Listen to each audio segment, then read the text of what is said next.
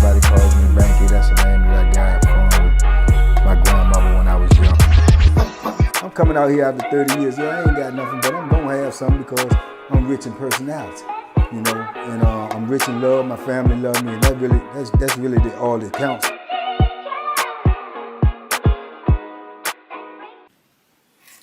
Shout out to everybody out there on Team Banky Pound, man. I appreciate the love, appreciate the support.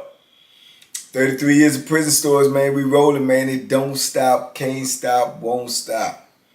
We in here, man. We out here. We trying to get this message out there. We trying to get this positive energy out there. We trying to let these dudes know what's going on in the penitentiary. Not what you see on TV, not what you see on the movies. What's actually happened in the penitentiary. And then let you decide if you want to live that type of lifestyle, man. Because I know I definitely don't want no more parts of it. Zero parts of it. We're on the road to 100K, man. Let's go. Tell a friend, man. Let's get this movement going.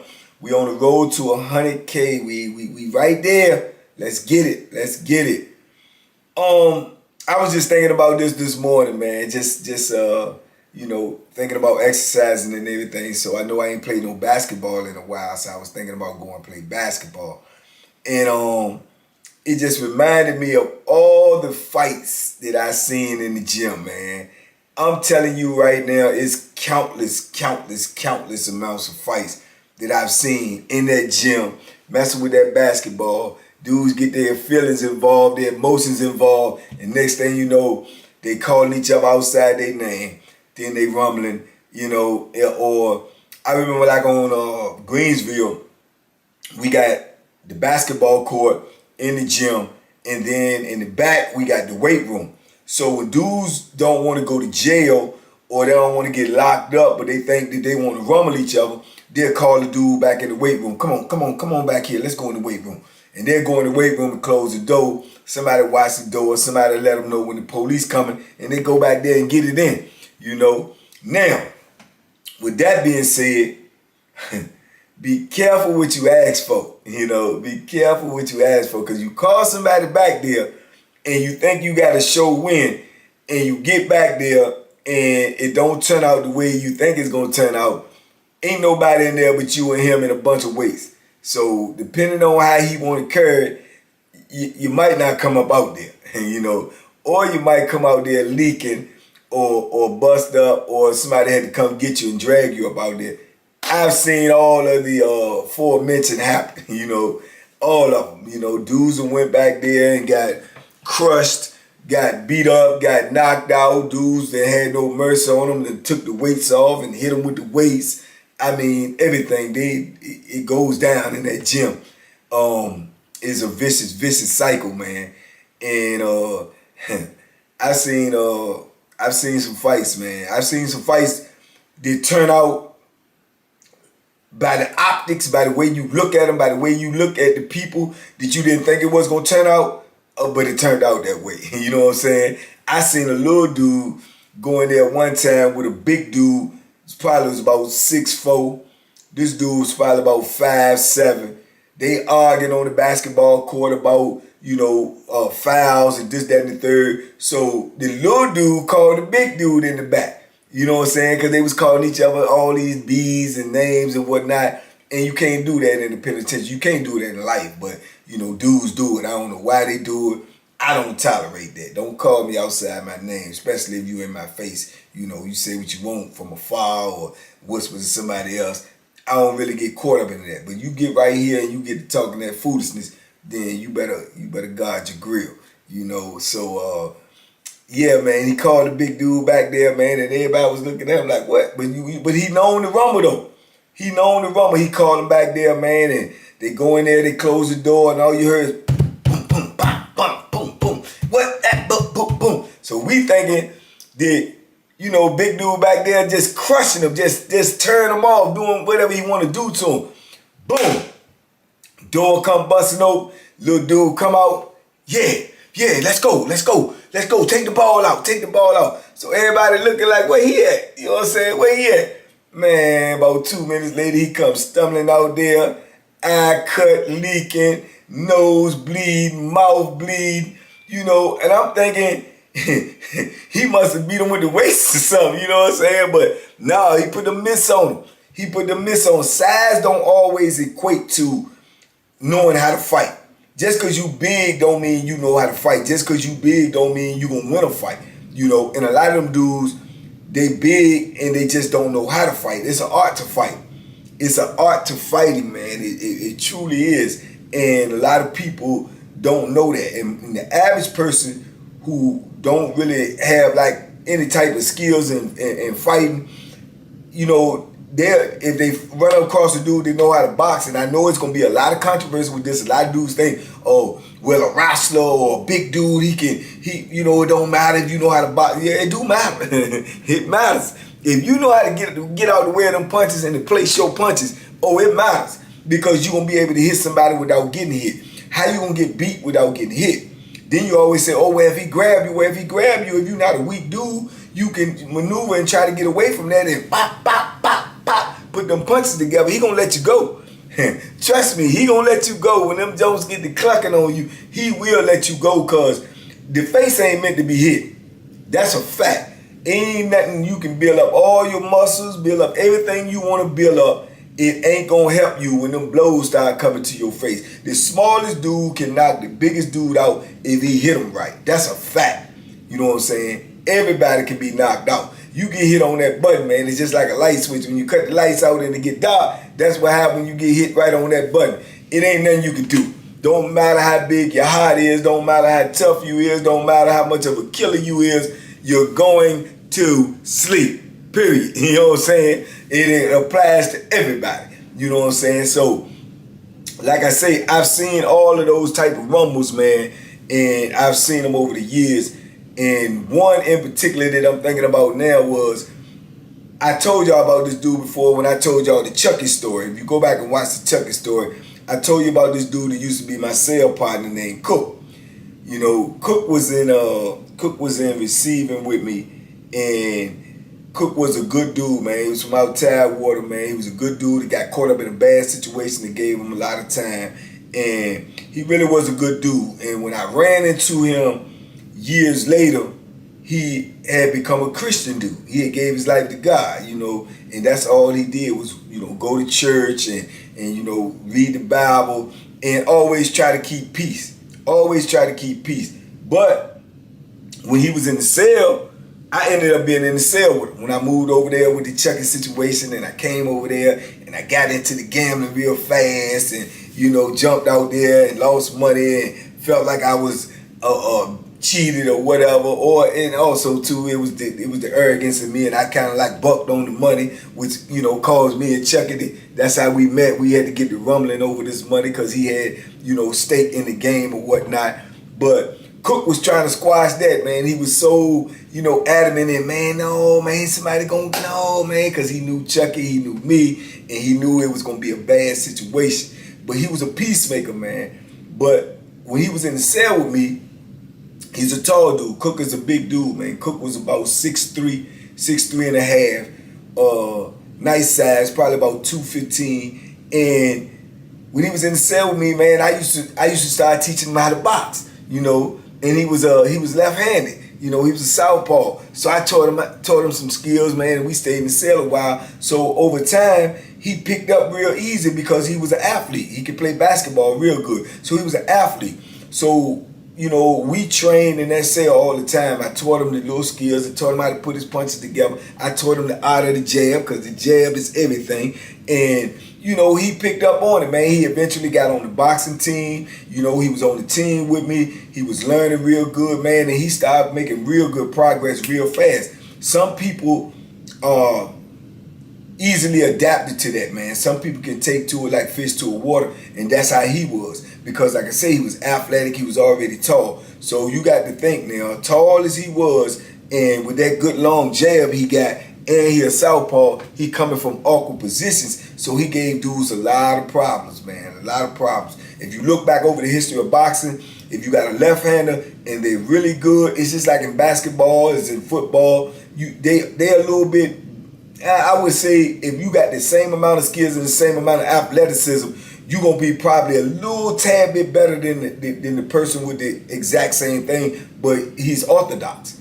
It's just like that. Look at the history, man. Look at Michael Vick, left-handed football player. You know, look at James Harden, left-handed basketball player. You know what I'm saying? Left-handed, boxing. You got Pernell Whitaker, one of the best ever. You know, you got a lot of dudes like that, this left-handed, man. They have a little edge because they're coming from a different angle. And normally when you taught things, you're always taught from the orthodox, because most people in the world are right-handed. They're orthodox. So everything you train for and everything you do is from the orthodox position. So when you're faced with an opponent that's coming from a whole different angle and the punches is coming from different angles and different ways, it'll throw you off a little bit unless you got good adaptability and you can adjust.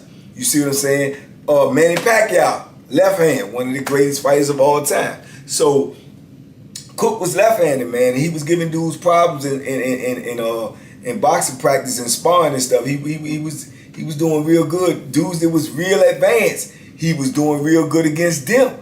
Because, like I say, he was tall, he was awkward, he was athletic, and he was disciplined. You know, all he was doing was church, boxing, reading, you know what I'm saying, minding his business as much as you can in the penitentiary. But he also liked to play that basketball, you know. So I can remember him getting on the court, you know, and playing and stuff. And he don't like to argue because he a peaceful dude. And I can remember being on the court with him one day, man, and I had my little homeboy out there, and he DC to the heart, man. He go hard. He gonna always speak his mind. He gonna always speak up. He gonna sometimes overspeak, and he always ready to rumble, and he can rumble, you know. But he little. He was little, you know, my size, you know, 5'7", 5'8". He's small, you know, dealing with Cook, who is tall. So Cook was giving him the business on the court, you know, just giving it to him, making layup after layup, jumper after jumper in his face, and he getting mad. So on the basketball court, especially in prison, man, you know, it get rough. You know, dudes get the elbowing you, dudes get the pushing you, dudes get the shoving you, calling you outside your name, talking trash. And a lot of times that's what leads to a lot of the rumbles. That's what leads to a lot of the fights, because of people's ego. You know what I'm saying? Because they getting burnt out there on that court and they don't like it. They feel like they being made a fool of, so they get into their feelings. And when they get into their feelings, it usually get into some foolishness, you know. So my little homie, he get mad and he hollering at Cook, and he calling Cook all types of names and telling him, man, you ain't doing that, you ain't doing that. And Cook was like, man, just play ball, man. I ain't with that, I'm just playing. He was like, yeah, all right, you know. And then he started calling him a B. You know what I'm saying? Then Cook was like, look, enough is enough, man. Come on, man. You calling me outside my name. I ain't doing all that to you. Why you doing that? He like, F you, man. Play ball, play ball. You know, your PUSSY, play ball. You know what I'm saying? Dudes will take advantage of you if you trying to be humble. In prison. That's just what they gonna do. All that humble stuff, they don't care. They gonna take it as weakness. You know what I'm saying? And they will antagonize you to the point where, you know, you'll make a humble dude turn, you know, violent. You'll make a humble dude turn aggressive. You'll make a humble dude want to hurt you because you are pressing them so hard. But Cook was holding to his guns, man. He was really holding to his guns, and he was trying to tell my little homeboy, man, chill out. Homeboy would not listen. I even went over to him and whispered. I was like, man, leave youngin' alone, man. He all right, man. He ain't with all that foolishness, man. He like, man, I ain't thinking about that cat, man. He's a B. He's a B. I'm like, man, he ain't, man. I'm telling you, leave him alone. He like, man, F him. You know what I'm saying? So I couldn't talk to him. I gave my, you know, 2 cents to him, try to give him, you know what I'm saying, some game to let him know you barking up the wrong tree. Don't think because he humble that he's scared, because he's not. You know, he kept on doing it, shooting the man elbows and everything. So then Cook ended up getting the ball one time and going for a layup. He literally shoved Cook in the back, and Cook fell down, man. And like I told you, it ain't nothing in the penitentiary but concrete and steel. Even the basketball court was concrete floor. So Cook hit the floor, rolled over, and looked up at him, man. Sat up on his butt and looked up at him and said, man, what's up, man? I mean, what's up, man? What you doing? So he told him, what you doing? What you want to do? You know, what you want to do? You want to run? You know what I'm saying? You trying to fight? So Cook was like, boom. Cook get up, brush himself off. He was like, man, I ain't trying to fight you, man. I'm just saying, man, I'm getting ready to quit, man, because I ain't with this. I ain't with this food. He said, yeah, you better quit. You better quit, because you a P. You know, you a P-U-S-S-Y. That's why, no, go ahead, quit, boy. Quit, boy. You know what I'm saying? So Cook is walking over to the sideline. He got on shorts. He grabbing his sweatpants, grabbing his stuff, trying to get up.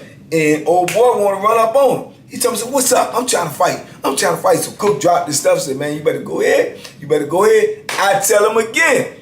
I said, man, leave him alone, man. Leave him alone. He told me, so, man, what's up? I'm trying to fight. I'm trying to fight. So he faking that Cook, and he faking that Cook, and Cook got his defense up like, man, go ahead, man. You know, go ahead. He faking Cook, then he lunge in and swing at him. Boom. Cook sidestep him to get out the way. So as soon as Cook sidestep him to get out the way, everybody else always want to see drama down. Never want to be in drama. So dudes in the gym like, man, let him fight, man, let him fight. I'm like, man, no, they don't need to fight. They say, let him fight, man, let him fight. So Cook standing up there, and Cook done put his stuff up now. He ready. You know what I'm saying? So old boy coming at him. Man, listen. When I tell you that the fist is not meant for the face, right? You see dudes get knocked out with gloves on. 8 ounce, 10 ounce, 12 ounce. When them bare knuckles is coming to your bare face, oh my buddy, it's a different game. Yeah, it's a different game, man. When that bare knuckle, boom, hitting that face, that's a different game, man. You talking about a bone on skin, bone on bone. You know, just imagine Mike Tyson hitting somebody with them bare fists. Y'all seen what Mitch Green looked like. Y'all seen what he looked like after Mike Tyson got in the street fight with him. If you had these professional boxers in the ring and they had just bare knuckle, and I ain't talking about that kickboxing stuff or that bare knuckle fight. I'm talking about real bare knuckle. If they was just bare knuckle, man, fights wouldn't go no more than 1-2 rounds at the most. Sometimes less than that, depending on how good a dude's defense is, because you cannot take those type of impacts on your face. And that's why I was trying to tell my little homie, but he didn't want to listen. So I stood back. I threw my hands up. So they out there, and he coming at him. He charged. And all Cook did was just pop him with the jab. Every time he lunged, he just put the jab out there. Bam! Bam!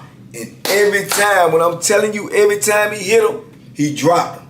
With a jab alone, he dropped him. And he cut him. Cut his eye. Boom! He fell down. He get back up. He like, all right, come on, come on. He charged him again. Boom! Hit him again. Bust his nose open. Fall down. Get up. Everybody tell him to stop, man. All right, you good, man. Leave him alone. Leave him alone. Cook telling him, go ahead, man. Go ahead, man. I don't want to fight you, man. I don't want to fight you. He charged him again. Boom! Hit him again. Bust him up. He bleeding everywhere. He leaking. I want to stop. I'm telling him to stop. Stop, man. Leave him alone. He just keep on. He had heart. He had big heart, and he could fight. But he had no way he could just fight. He had no way of getting out of the way of them punches. And Cook never even let the left hand go on him. He'd let the left hand go on him. He'd have crushed him. He'd have crushed him. Every time he got up, and then he tried to scoop Cook. He tried to run down up under him and grab him, pick him up and slam him. You know, but Cook bigger than him. Cook just grabbed the back of his shirt and shoved him to the ground. So he stayed on the ground. Every time he got up, he got hit with a jab. Bam! Bam! You know what I'm saying? Face bust all up, he bleed, man. And it got to the point, man, where he was just so bust up, and he still trying to fight, though. I just got in between them, man. I said, go ahead, Cook, man. Go ahead, leave, man. Just leave. So Cook go grab his stuff and leave. Cook saying, man, I ain't want to fight him, man. I tried to tell him, man, I ain't want to fight him. You know, he bust up, he groggy, he wanted to tussle with me. And they're telling me, no, let me go. I want to fight. I ain't finished. I'm like, bro, you hurt, bro. You hurt, bro. Leave it alone, man. I'm going to kill him. I'm going to kill you, boy. I'm going to kill you. You know what I'm saying? I said, bro, it ain't even about that. Leave him alone, man. You asked for that. The man was trying to tell you leave him alone. He get mad at me then. He pushed me up off of him. He told me, man, you the one tore him out of the box. You the one who told him that, man. You going against me. You going against me. I'm your little homie. I said, man, I ain't going against you. I'm the one who was telling you to leave the dude alone. You know what I'm saying? Leave him alone. You know what I'm saying? I taught him out of boxing a long time ago. That ain't got nothing to do with it. You should have left him alone. He won't try to fight you, man. You know what I'm saying? Man, get on, man. Leave me alone, man. Just leave me alone. He walk around, patching his face up, wiping blood off dudes, bringing them, you know, ripping shirts, giving them shirts, man, to try to, you know, get himself together. Eye cut open, nose bleeding, mouth busted up, you know, got a cut on the other side of his face. Come on, man. All from a jab. Bam! Bam! All from a jab. But all too because he wouldn't listen. He hard-headed. He want to fight the man anyway when the man telling you he ain't trying to fight. He humble. That do not mean he's scared. He humble. But you gonna take it as he's scared and you want to bully the dude because he getting you the business on the basketball court. Man, I'm telling you, I've seen these Jones several times. You know, dudes ask for a rumble that they ain't ready for. They ask for it because they don't think the dude gonna really fight, or they ask for it and they think that they can get out on him, or they just trying to, you know, save face because dudes is laughing at them, or they're embarrassed, or because something happened or something was said that made them embarrassed, and they get into their ego. Your ego will get you knocked out. Your ego will get you knocked out. Your ego will get you hurt, man. And then when you talking about penitentiary, all fights can turn into potential, you know, death traps. Because dudes can't take getting beat. Then they want to go get to Bethlehem. Then they want to poke you. Then they, you know, they want to avenge that because they don't want nobody walking around telling them they done beat them up. You know, because then you invite other dudes to come try you. Then your aura of invincibility is gone. You see what I'm saying? Dudes may think you invincible. Dudes may think you go hard. Dudes may be a little apprehensive about messing with you. But once they see you take a beating, then they look at it like, shh, man, maybe I can whoop. You know, so dudes will try to get a reputation off of that, especially if you already had a reputation before you took that L.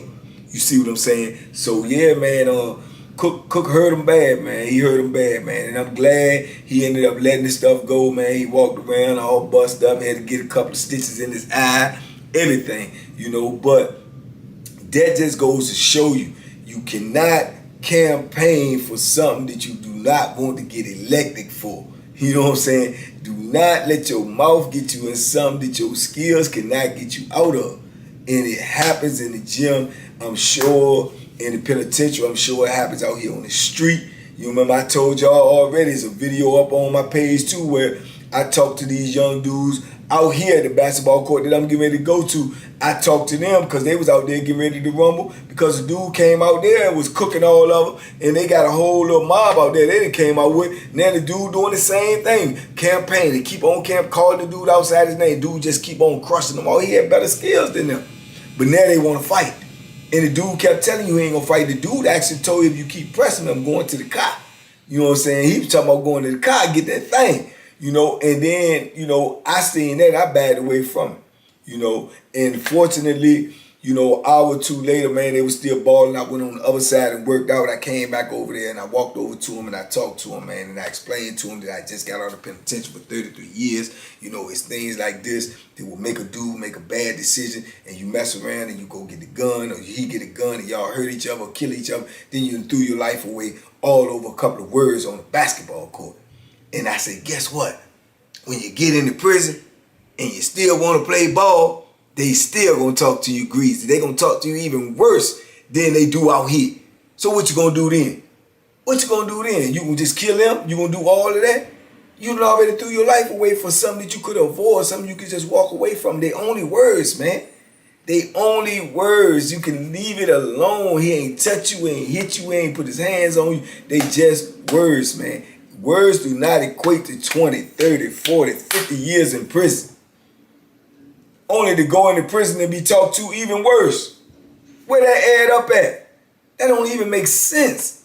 You know, and that's what I was trying to tell them, and they was listening to me, and I was surprised that they was receptive to my message. And, you know, I applaud them dudes out there on that basketball court, man, because they resolved them issues without resorting to violence, without resorting to throwing your whole life away just because you don't like the way somebody talk. You know what I'm saying? You ain't gonna like the way a whole lot of people talk. You gonna kill everybody. You gonna bust everybody's head open. Come on, man. And you get in the penitentiary, man. I'm telling you right now, ain't no, what is it? PC. Ain't no political correct. Dudes gonna talk to you the way they want to talk to you unless you make them don't talk to you that way.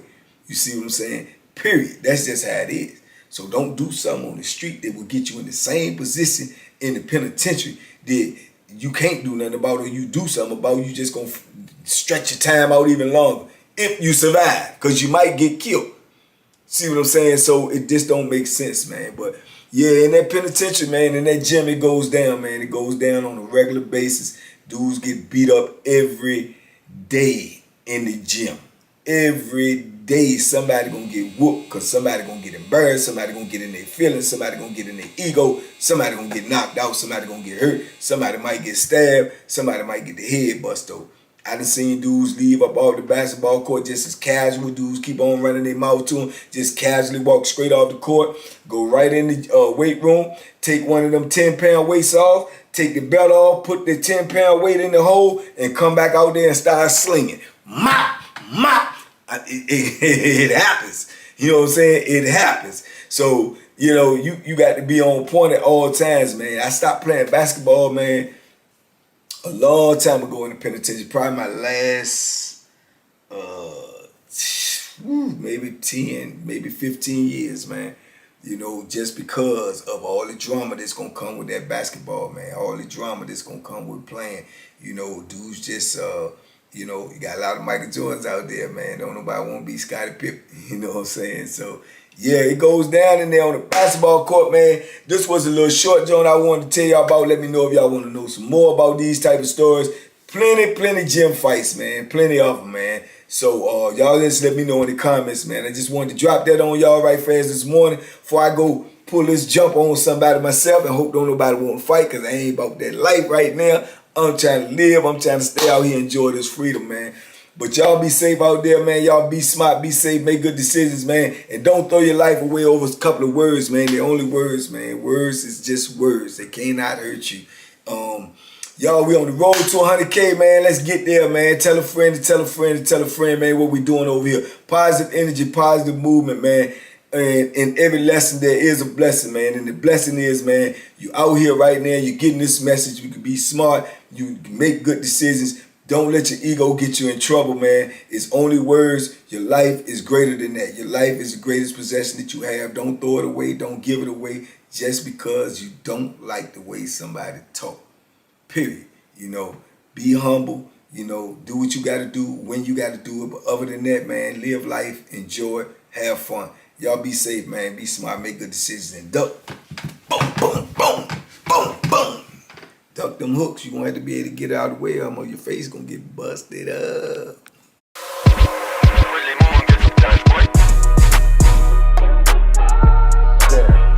The banky special. Yeah. Pure deliciousness. Pure deliciousness, man. My name is Banky, man. Everybody calls me Banky. That's the name that I got from my grandmother when I was young. I'm coming out here after 30 years. Yeah, I ain't got nothing, but I'm gonna have something because I'm rich in personality, you know, and I'm rich in love. My family love me, and that's really all that counts.